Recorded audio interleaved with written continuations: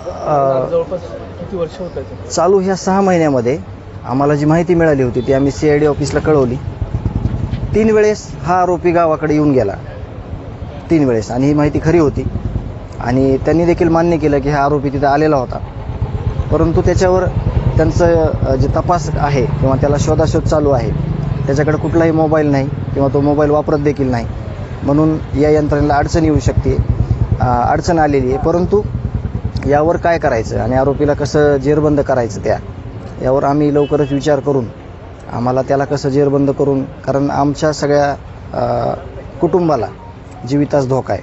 कारण का हे आरोपी म्हणजे सैतानी वृत्तीचे सगळे लोक आहेत. त्यांचं समर्थन करणारे तिथंच आले, हे आरोपी तिथंच आले.